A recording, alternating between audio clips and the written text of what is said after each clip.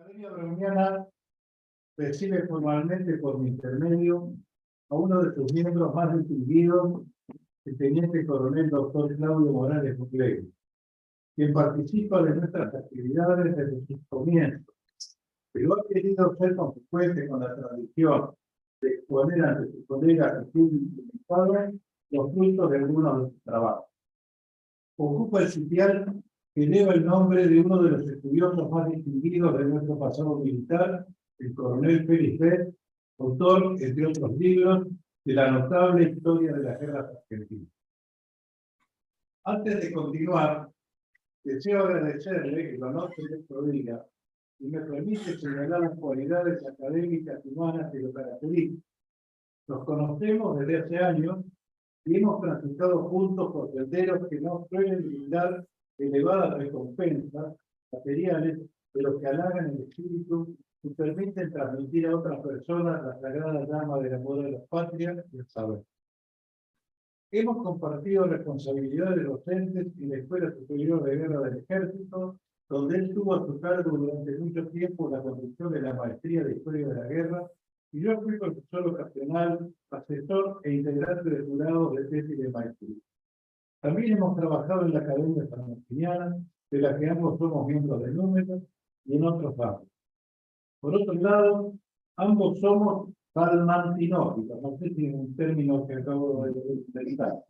Hemos vivido e investigado en Salamanca, y si no hemos compartido comidas, estoy seguro de que le encantan, como a mí, el hornazo y las patatas rellenadas. Yo, en adhesión a Claudio, me he puesto este chaleco de la Universidad de Salamanca, que tiene como 50 años, y demuestra la calidad textil de Salamanca, porque se mantiene en perfectas condiciones. Perdón.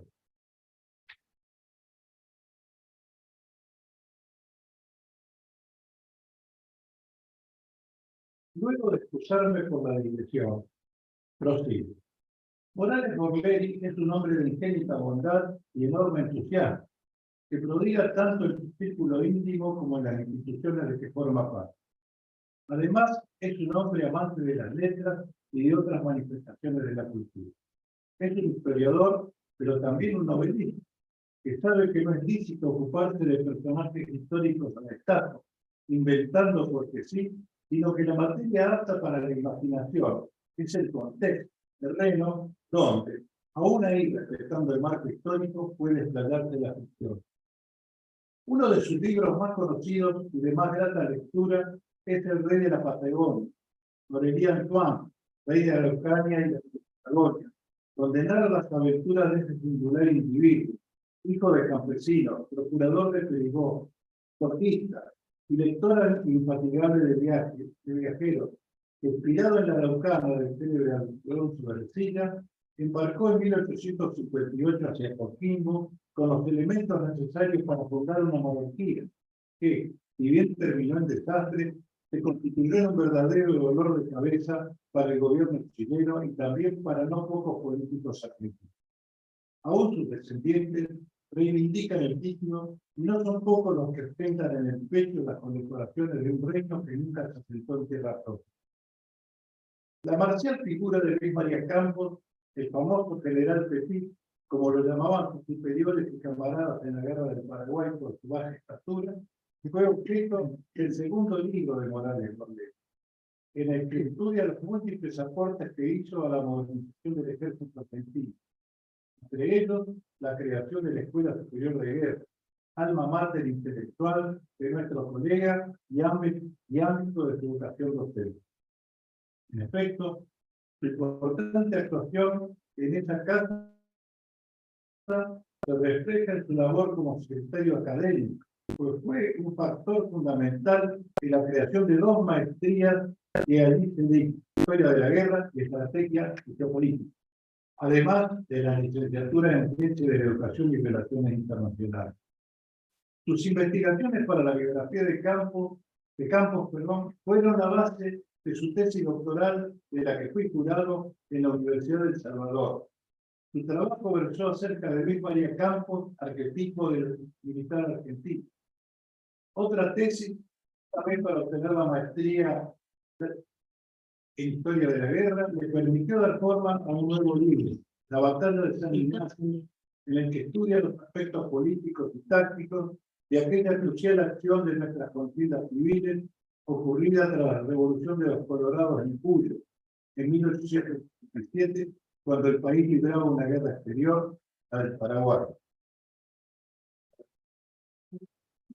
También escribió Morales Borlén un libro novelado, sumamente atractivo, además de documentado, cuyo título lo dice todo: Benigno Villanueva, la ingeniosa vida del mendocino que fue oficial de la Confederación Argentina, coronel de la República de México y mariscal de todas las rutas.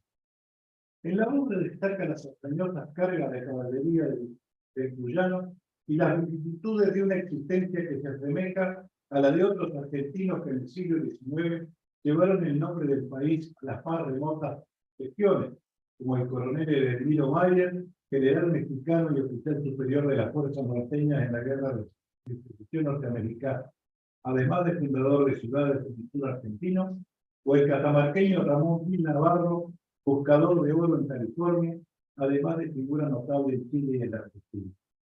Por último, hay que destacar en la producción de Morales Borlén, San Javier, en que se trasunta su amor por ese pedazo de tierra cordobesa, donde pasa temporadas de descanso con su querida familia, y remarcar su labor como editor y compilador de los 3 tomos, La táctica en las batallas de la historia, publicados por la editorial universitaria de Cali.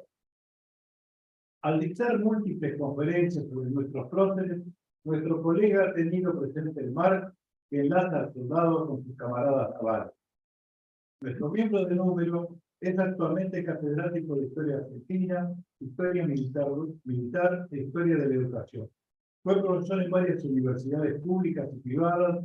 En 2018, al cumplir la Universidad de Salamanca 800 años, expuso en su claustro sobre Manuel Belgrano, como se sabe, exalumno de esta casa de estudios. Miembro del número de la Academia Sanmartiniana, como he mencionado, y también de la Junta de Estudios Históricos de San Luis, miembro emérito del Instituto Argentino de Historia Militar e integrante del Grupo de Trabajo de la Historia Militar de la Academia Nacional de la Historia, forma parte también del Instituto Nacional Belgraniano y otras entidades. Para abreviar su amplio currículum, digamos además que escribió numerosos artículos en publicaciones nacionales e internacionales, que es investigador universitario acreditado ante el Ministerio de Educación de la Nación y que se desempeña como columnista histórico radial y por otro lado distintas leyes. Bienvenido oficialmente, querido colega, nos guardamos atentos a su conferencia de incorporación sobre las 4 estaciones de Malvinas, historia de las controversias con Inglaterra por las islas. Tiene la palabra y el micrófono. Muchas gracias. Muchas gracias.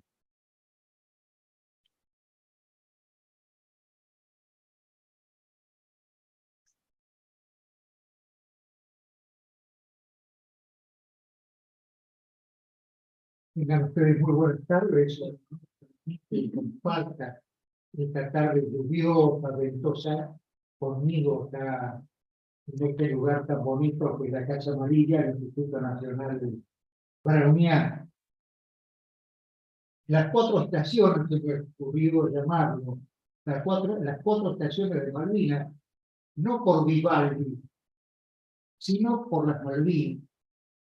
Y la historia de las distintas controversias, y de las más importantes de 4 controversias que se inician en la primera mitad del siglo XVIII y que finalizan el día 3 de enero de 1833. Las 4 incidencias más importantes trato de asumirlas y se me ocurrió llamarlas de este modo, porque con el señor presidente del Instituto compartimos la idea que claramente nos transmitían ya desde la Grecia clásica el tema de la intimidad entre la poesía y la historia. Por eso recibe este nombre y por eso lo vamos a analizar de esta manera. Recordemos que nuestro país ha perdido la mitad o más de la mitad de su patrimonio de mayo, de lo que había recibido en mayo. Lo perdió en aras de la buena voluntad con los pueblos hermanos, en virtud de la hermandad con esos pueblos hermanos y sobre todo por el respeto a las voluntades de ellos. Así perdimos la provincia minera que era Bolivia en 1825, perdimos la provincia yerbatera, el Paraguay en 1811, perdimos la provincia ganadera en Uruguay en 1828, sin que nos duela absolutamente nada. Lo hicimos como con cierta magnanimidad, al decir del general Paz. Pero lo que no hemos soportado, y lo hemos sentido como una puñalada trapera, fue el zarpazo inglés sobre nuestras Islas Malvinas, nuestra atalaya marítima, no nuestra provincia, sino nuestra atalaya marítima. Y ha dejado una herida abierta que no cicatriza, que vive todavía y existe todavía. Podemos decir que el derecho internacional público es una disciplina que tiene sus grandes paradojas. Por un lado, está en la máxima modernidad, está muy unida al desarrollo tecnológico tan avanzado del mundo de hoy. Todas las ciencias se mueven sin tener en cuenta los países, las fronteras.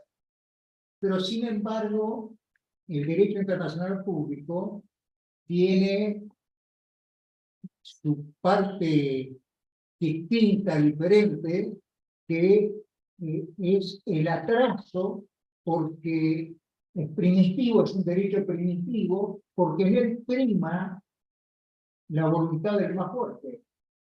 Y nosotros lo sabemos muy bien. Entonces, esa paradoja es el centro del problema que hemos tenido con las Islas Malvinas. El derecho internacional público no ha dado una respuesta, una norma a cuándo un territorio puede ser considerado soberanía de una nación. No existe norma alguna, existe algunas corrientes que provienen de la historia, que pueden ser el descubrimiento de ese lugar, la ubicación geográfica o el primer colonizador, el primer ocupador de ese territorio.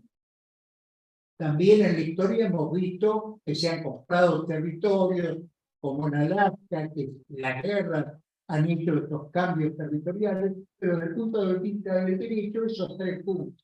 Y a vuelo de pájaro vamos a pasarlo para entrar de lleno en cada una de estas controversias más grandes. Desde el punto de vista de la ubicación geográfica, no caben dudas a 500 kilómetros de la costa continental, con una flora y fauna similar a la patagónica, sobre la plataforma continental argentina, que es lo más importante, pero lo he dejado para el final, para recordar que en una oportunidad dirigido por el doctor José María Ruda en el año 64, en el Comité de Anticolonización de las Naciones Unidas, un argentino, representante argentino, había dicho que podría hacer un desprendimiento las Malvinas de nuestra plataforma continental, de nuestro continente, a lo cual respondió un señor inglés, el equipo inglés que estaba en Naciones Unidas, que se llamaba Cecil King, diciendo que podía ser un desprendimiento de África, pero agregó de Mozambique. Mozambique está en el oriente africano, es decir, una humorada típica inglesa. Entonces, desde el punto de vista geográfico, nos quedamos ahí y entraremos desde el punto de vista de descubrimiento. Y le pediría al señor secretario que muestre una de las placas, esa primero, ¿está bien? ¿Ella? No, esta sería la última. El mapa de Reiner de 1523. Este mapa está tomado al revés, el norte estaría al revés, es de ese año y está publicado en el año 1541 en el Islario de Santa Cruz, como el primero, sin embargo, no tiene nomenclatura, no tiene el nombre de esas islas. En el mapa que sigue, de Diego Rivero, este mapa es del año 29, 1529, donde claramente se observan las Islas Malvinas más o menos a la altura, debajo del paralelo 52,5, 53, que estarían las Islas Malvinas, y ahí son llamadas Sansón, de los Patos o Sansón. El nombre de Sansón proviene probablemente de San Antón, es una deformación del San Antón, era el barco, la nave, que dirigía el piloto Esteban Gómez, y de la abreviatura San Antón, que en otras cartografías poco posteriores a esta figura como San Antón en lugar de Sansón, queda claro que se refieren a San Antonio.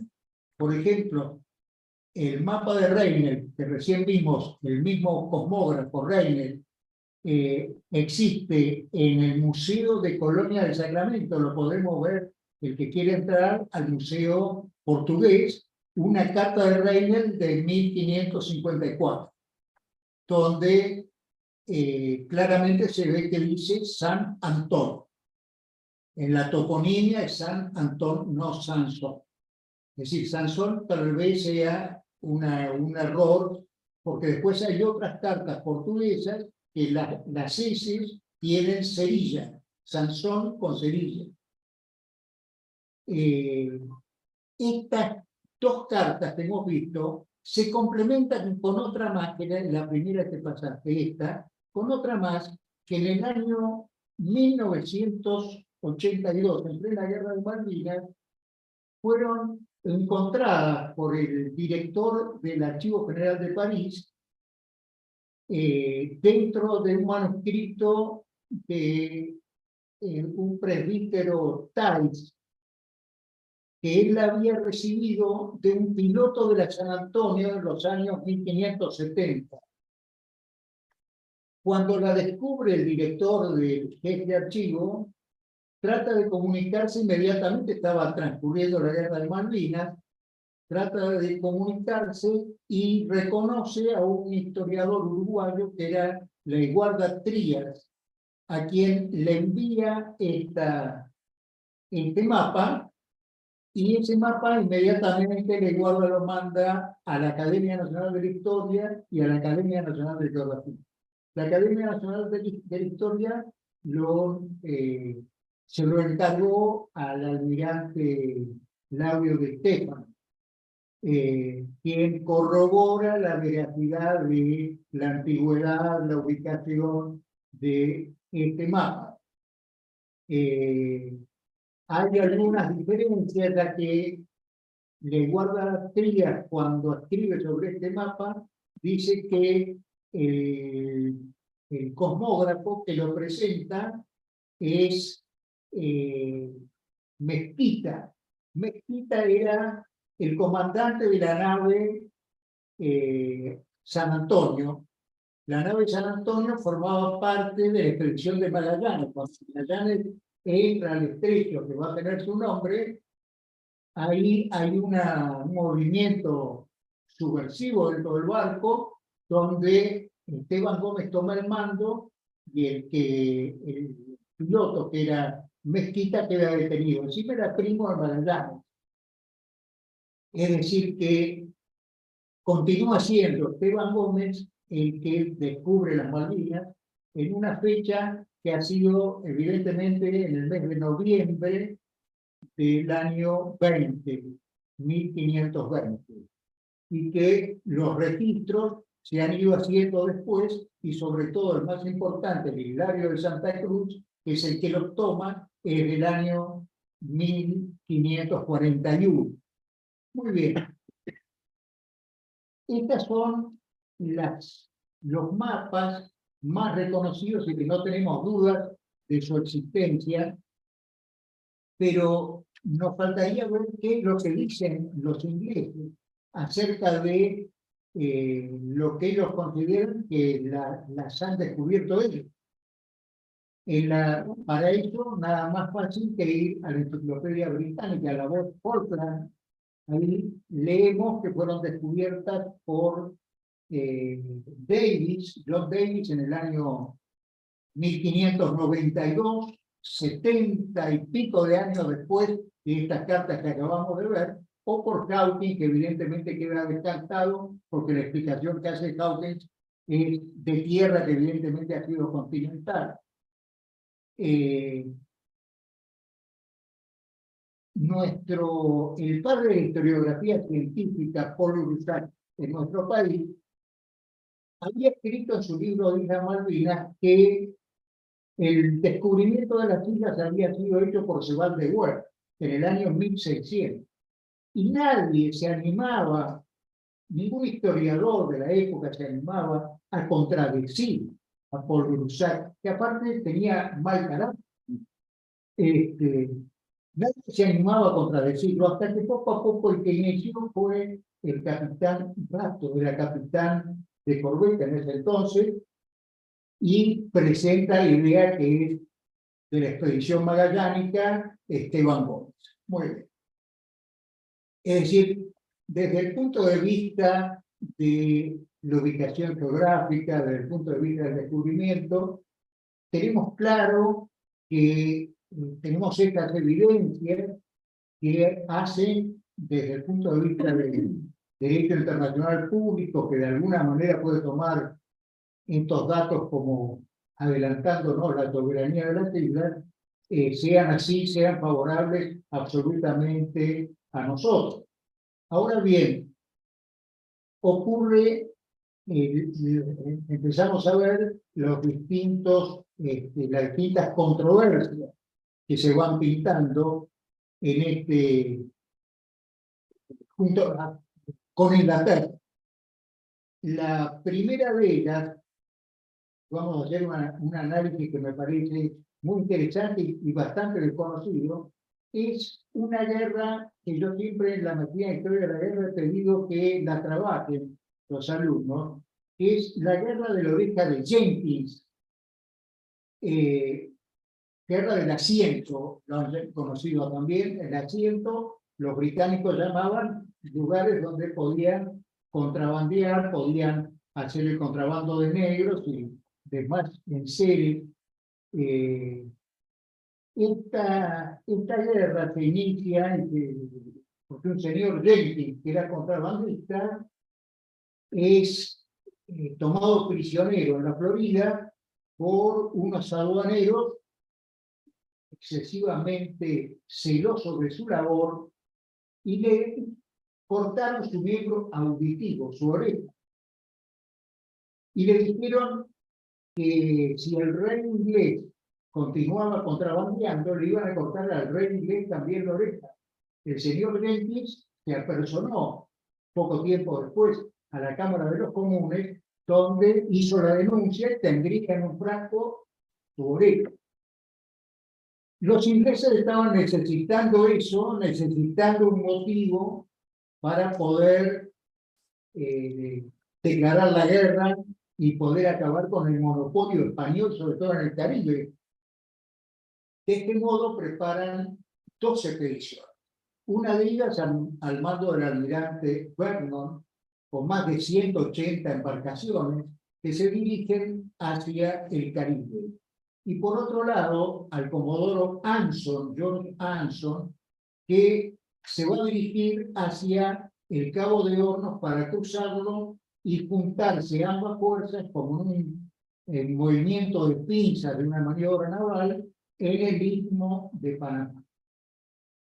El almirante Vernon, cuando zarpa con las esperanzas de todos los comerciantes ingleses, que preparan y hacen construir distintas estatuillas con el busto del almirante Vernon, y abajo una leyenda que decía: doblegó la soberbia española.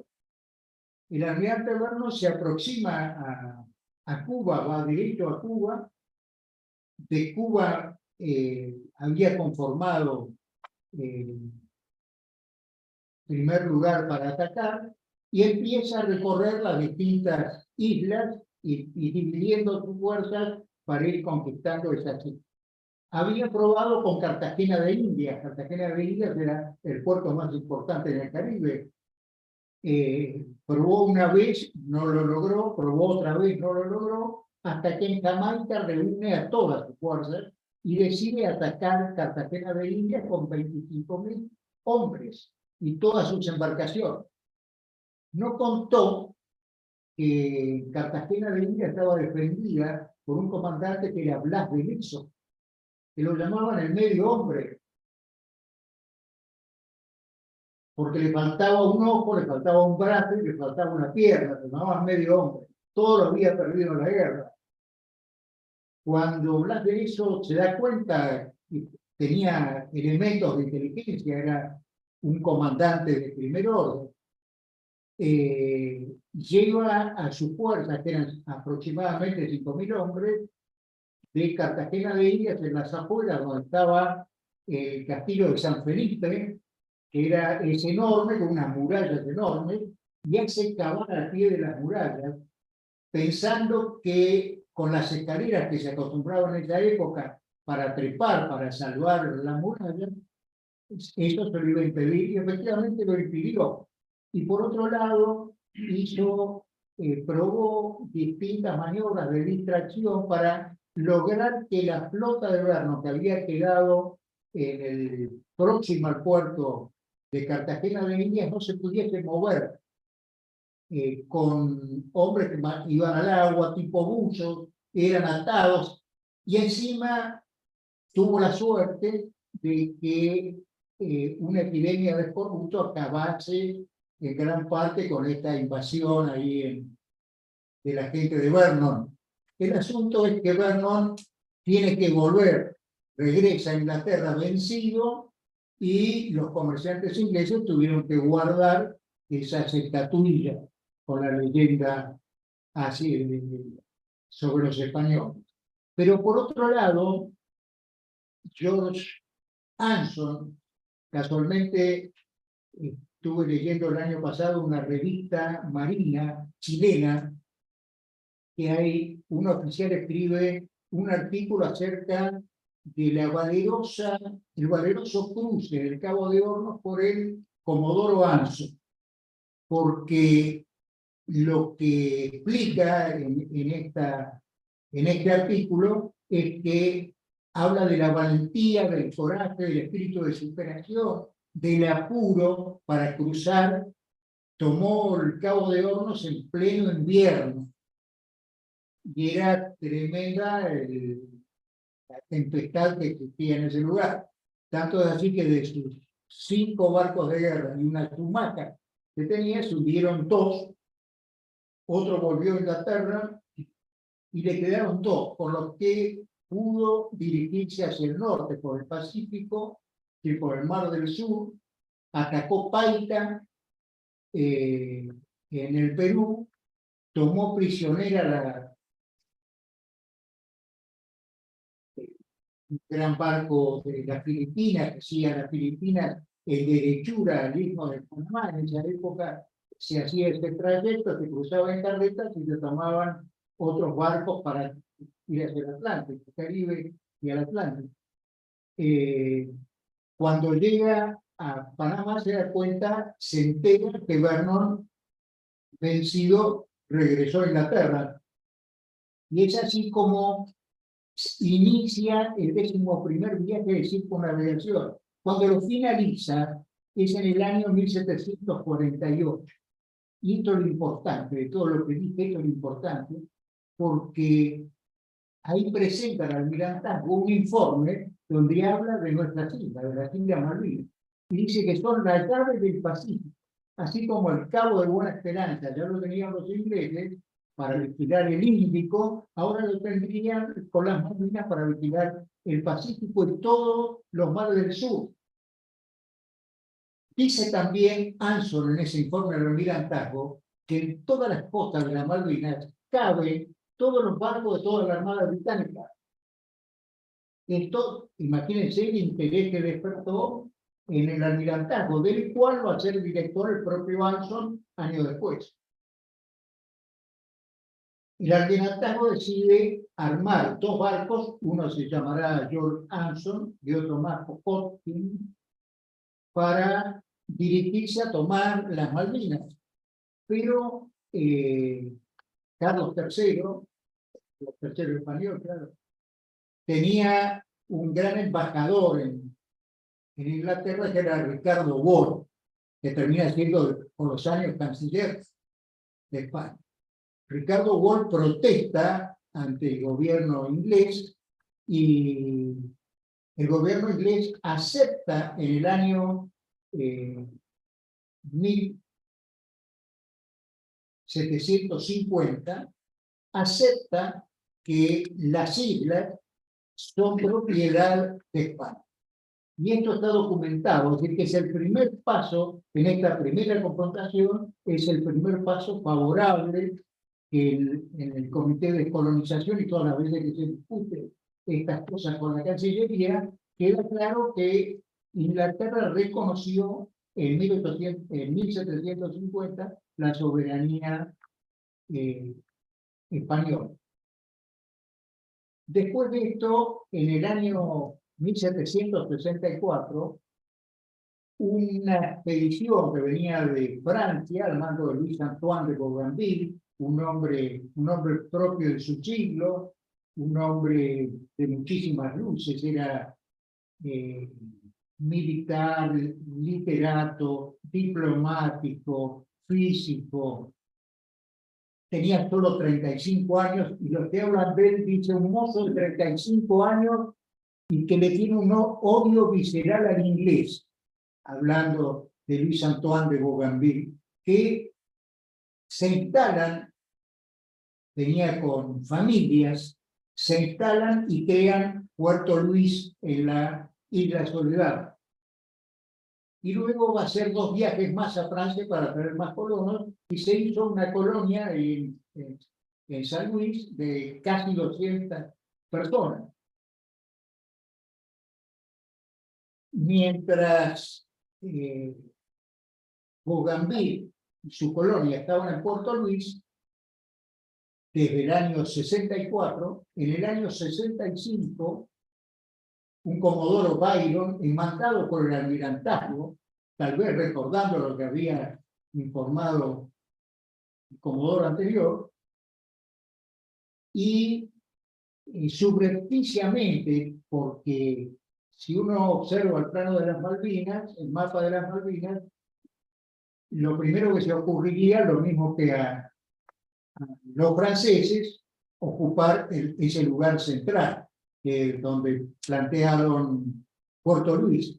Bueno, ellos toman un lugar al norte, al noroeste de la Gran Malvina, que se llama en la toponimia española Puerto de la Cruzada. Y para ellos, Byron lo nombra Puerto Egmont. Regresa en el año 65 a Inglaterra, y al año siguiente, 66, viene un capitán McBride con una tropa para quedarse a ocupar ese Puerto Egmont.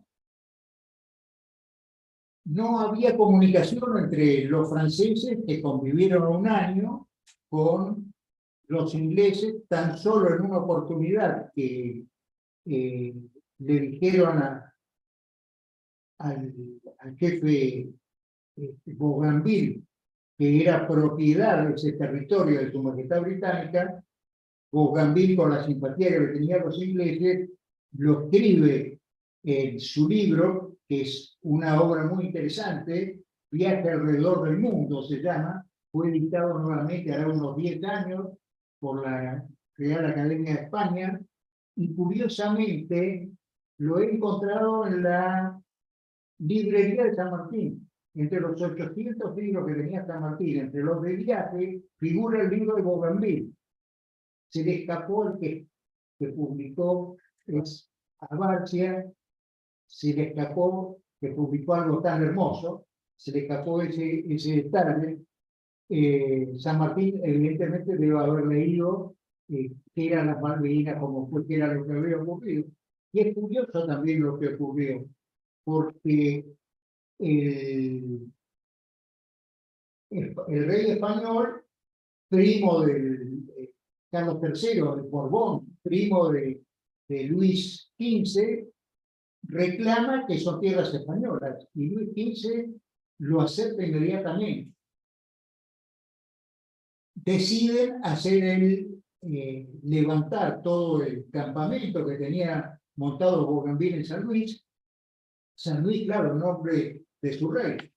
Levantar todo el campamento, y España, y esto está demostrado en los papeles, porque ha habido un error en el informe de Manuel Moreno. Cuando Manuel Moreno se entera de que habían tomado las Islas Malvinas, él dice que en el caso de Bougainville habían sido compradas las Islas Malvinas. Lo que ocurrió que España decidió pagarle 603.000 libras tournettes, libras hechas en tour, que sería franco francés. Se las pagaron en Buenos Aires. Entonces él relata en su viaje alrededor del mundo que en enero del 67 llega a Buenos Aires y le llama la atención el río tranquilo y el cielo lúcido, y lo que más me llama la atención a mí es que habla de la holgazanería de la gente que está en ese lugar, que es digno lugar para ser holgazán y ocioso, pero claro, de esta manera pierde a 12 hombres que se hacen desertores, y él mismo comenta que cómo no se iban a hacer desertores por estar en Buenos Aires. Sin embargo, con ese dinero que cobró Buenos Aires, continuó su viaje alrededor del mundo y logra firmar los derechos franceses sobre la Polinesia. Pasa por Tahití, habrá comparado Tahití con Buenos Aires. Tal vez Buenos Aires le gustaba más porque ahí cobró las libras. Bougainville está enterrado en el Panteón de París, junto a Voltaire, junto a Rousseau, Víctor Hugo, ahí está enterrado. Hay algo interesante también relacionado con esto, y es que Hipólito Solari Yrigoyen, que aún vive, debe tener 90 años, sobrino del presidente Yrigoyen, el expresidente Yrigoyen, publicó un artículo a fines del siglo pasado que él era coleccionista de mapas de Malvinas, de mapas originales de Malvinas. Y en una exposición que hacen en París, que llevaba esos mapas, llevaba 10 mapas, dice, llega a conocer a una señora, Bougainville, que era baronesa de Celebes,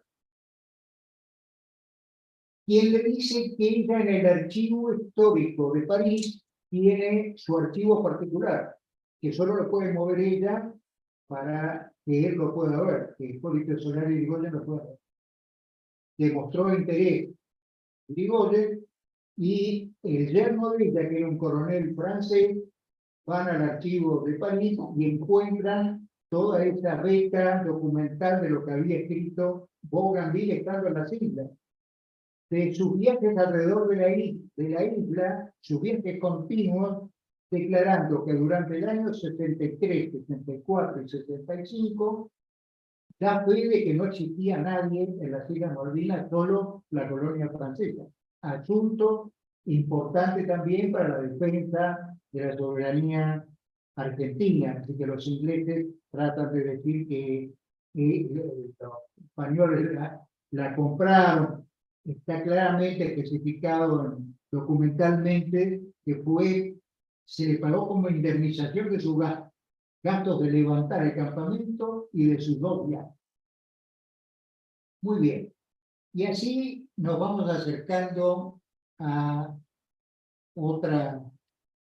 la última controversia, siguiendo con la idea de Vivaldi, nos vamos acercando al verano, porque ocurre esto un 3 de enero de 1833, habíamos dicho. El verano para Vivaldi estaba hecho en sol menor, porque planteaba la serenidad del mar, que antecedía la tempestad de los veranos. Y hubo grandes tempestades en esta época, pero hay algunas cuestiones anteriores que dan marco a lo que ocurrió después, en 1833. Una de ellas fue en 1820, un corsario de origen norteamericano, de Connecticut, la cuna de los corsarios norteamericanos, es contratado por el gobierno de las Provincias Unidas para vigilar o hacer tareas de corsario en nuestro Atlántico. Claro, en el Pacífico lo teníamos nada menos que a Brown y Bouchard. Entonces eran tareas de corsario. En el año 14 él consigue comprar a Patricio Lynch, un armador muy reconocido de la época, un barco mercante que se lo había armado como barco de guerra. Se lo entrega a Patricio Lynch con un nombre que le había puesto, pensó que le iba a gustar al corsario, que era General Tomás Guido. Tomás Guido se llamaba. Curiosamente, Bouchard le cambió el nombre por Heroína. Con ese barco llega el 6 de noviembre del año 1820 a las Malvinas e iza por primera vez la bandera nacional en Malvinas, precedida de 21 cañonazos. Y hace mención de que va en representación del gobierno de las Provincias Unidas para hacerse cargo de ese territorio que pertenece a las provincias. Entre los marinos que se encontraban ahí, se encontraba un capitán Weddell, que de ahí continúa su marcha hacia el sur y va a descubrir su propio mar, el mar de Weddell. Esto fue publicado en un diario inglés, en el Times, este documento que entregó Jewett fue publicado en el Times. Sin embargo, Inglaterra no lo reconoció jamás, de que fue publicado en un diario inglés y que había ocurrido esto al mando de Jewett. Y como una curiosidad le comento por qué cambió el nombre de Tomás Guido por Heroína, porque había un amorío trasandino. Durante la Patria Vieja chilena, del año de septiembre de 1810, octubre de 1814, se la llamó a la madre de la patria, a la hermana mayor de los hermanos Ferrer. Y también se la llamó Heroína. Y hay una carta, yo me enteré hace poco, porque lo había comentado acá al doctor, de un doctor Moreno Martín, chileno, que está publicando 35 volúmenes acerca de todo el archivo de José Miguel Carrera. Y en ese archivo hay una relación varias veces nombrada a Javiera Carrera, heroína. Es decir, una belleza trasandina. No sabemos si estuvo en Malvinas, pero sí estuvo antes de Malvinas, porque la había rescatado un convento de monjas donde se había refugiado porque le fusilaron a todos sus hermanos. Él estaba refugiado. Muy bien. Luego de lo de Jewett, tenemos que el otro acontecimiento importante de las Malvinas fue con Martín Rodríguez, que nombra a Luis Bernet como gobernador de las Islas Malvinas el 10 de junio. El 10 de junio se llamó en la época del presidente India Día de las Malvinas.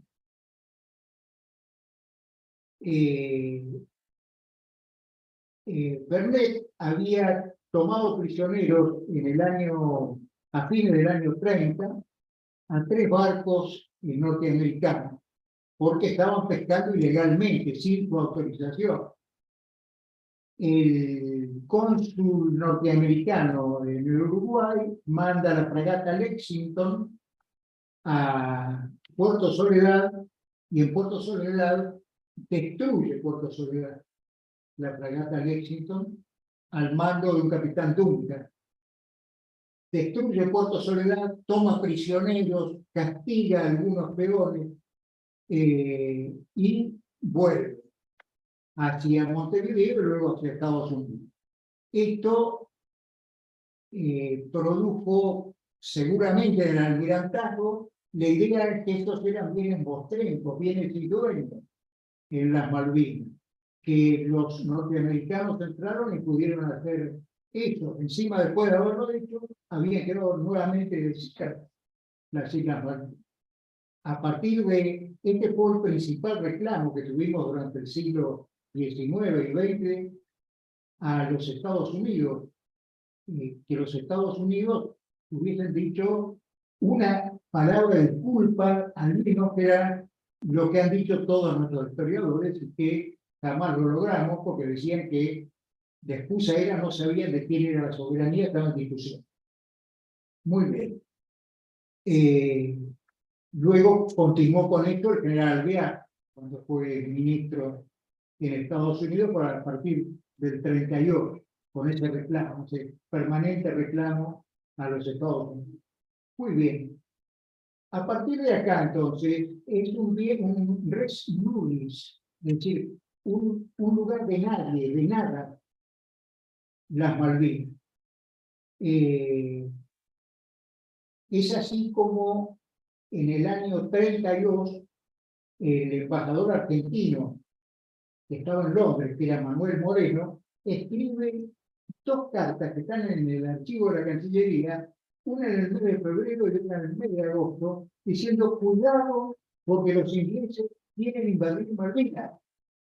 Asunto este que gran parte de la historiografía nacional lo ha tomado muchas veces como que fue una sorpresa, y no fue una sorpresa. Están las cartas de Manuel Moreno advirtiendo. Tanto es así que en el mes de septiembre se nombra un gobernador, que era Meslivier, que era teniente coronel de artillería, y en un barco que iba a cargo de José María de Pinedo, se dirigen hacia las Islas Malvinas para nombrarlo gobernador civil y militar de las Malvinas. Este señor, José María de Pinedo, tenía algunas fallas de procedimiento, porque tenía claro en las órdenes que le habían impartido que no podía ausentarse de las Islas Malvinas en la autorización previa, y para fin del año 32, él no estaba en las Islas Malvinas, ya que había ido a perseguir a unos cazadores de focas que lo hacían sin autorización. Según él, los había perseguido hasta el estrecho de Magallanes y de ahí regresaba. Y el día 1 de enero regresa, se encuentra con que a Meslivier lo habían matado. Lo había matado su segundo, que era mayor, Gomila. Entonces comienza a hacer un sumario, pero mientras se hacía el sumario, mientras tuvo prisionero a Gomila, al día siguiente llega una corbeta inglesa, Clio, con el nombre de nuestra musa, y amarra próxima a la Sarandí. El capitán de la Clio era Juan Jacobo Onslow, que ese mismo día 2 se cruza la Sarandí con distintos oficiales que él tenía, y le dice a José María de Pinedo que tenía 24 horas para abandonar la Islas Malvinas. José María de Pinedo tenía la ventaja de hablar muy bien el inglés. Se va Oslo nuevamente a la Clio. De Pinedo discute y hace una reunión de toda su tripulación, donde había varios ingleses. Todo esto que estoy comentando ahora fue publicado por primera vez en el año 1966, por primera vez, ya que permanecía en secreto en el Departamento de Historia Naval. Gracias al contraalmirante, creo que era Lauro Stefani, o era capitán en ese momento, pudieron tenerlo, pudieron publicar. Donde en todo el juicio, el juez era un coronel Hidalgo, todo un juicio militar, a José María de Pinedo, que era lo que había sucedido. En esa reunión que tiene el día 2 a la noche con miembros de su tripulación, algunos son ingleses dicen: yo no voy a tirar contra mi propia bandera. Y Pinedo tiene la gran duda de qué es lo que iba a hacer. Entonces, manda 2 oficiales, uno de ellos el médico, va hacia Clio, y ahí lo ven a Oslo. No lo ven a Oslo, sino que piden hablar con él, y le dice: era de noche ya, el capitán está descansando, no lo recibió. Entonces, esa noche no duerme Pinedo. Todo esto está en el sumario, en el juicio que se le hizo. Esa noche Pinedo solo desembarca de la Sarandí, trabajado con canililla de soga, y sube yo para ir desde ahí solo de noche, porque iba a ser antes de amanecer. Fue a verlo a Oslo, llega su barco, sube esa misma escalerilla y pide autorización para quedarse 5 días más. De paso podría tener noticias de Buenos Aires, pensaba Pinedo. Oslo le dice: este territorio de su majestad británica le he dado 24 horas y usted mañana ya no está más. Baja la escalerilla, yo me lo imagino, ¿sí? Baja la escalerilla, estaba amaneciendo, porque eso es lo que dice en el sumario, y él iba remando. ¿Qué habrá pensado? ¿Qué le habrá pasado por su cabeza? Tenemos un dato que él era sobrino del gobernador de Buenos Aires, de Baltas. Era sobrino. Las instrucciones que él tenía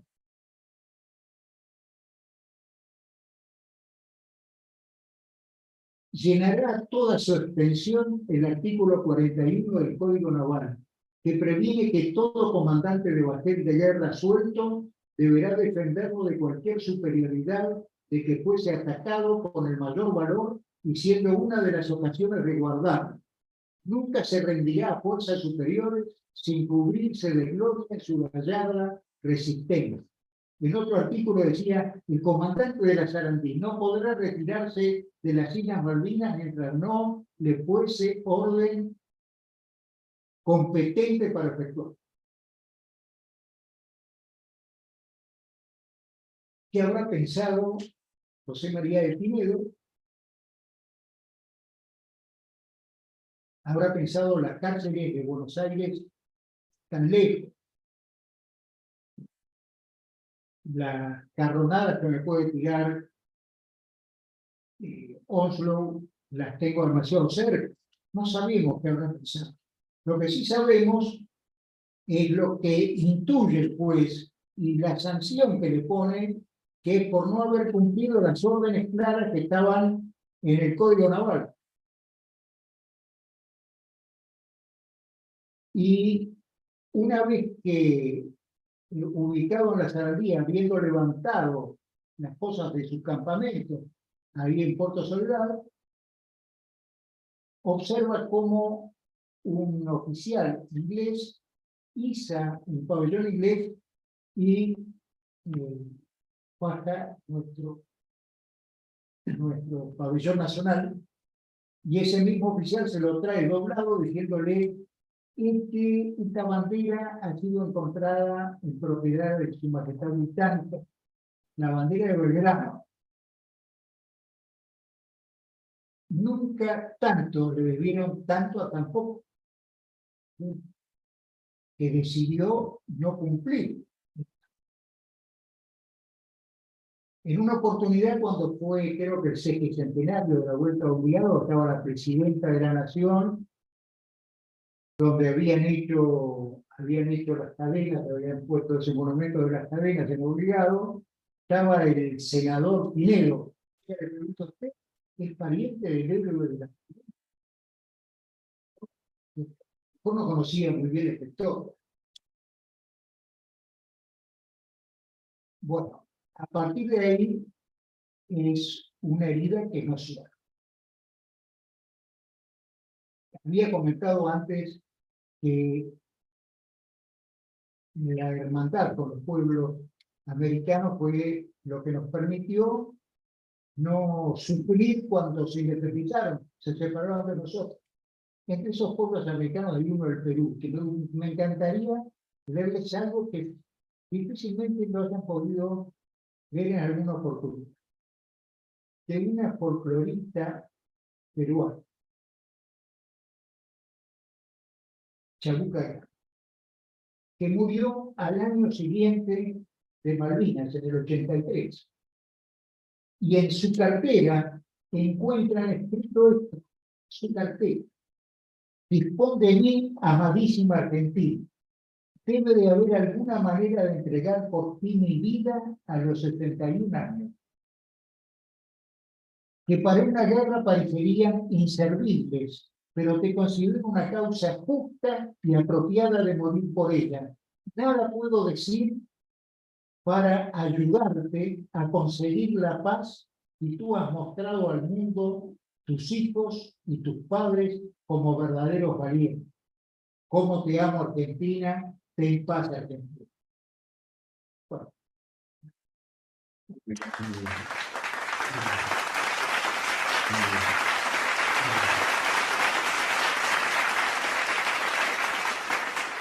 Esta brillante disertación voy a proceder a entregar el bien ganado diploma de miembro de esta academia.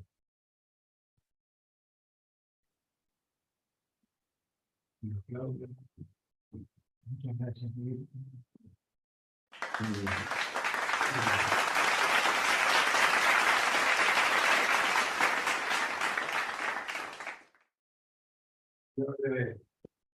Y ahora queda yo acá.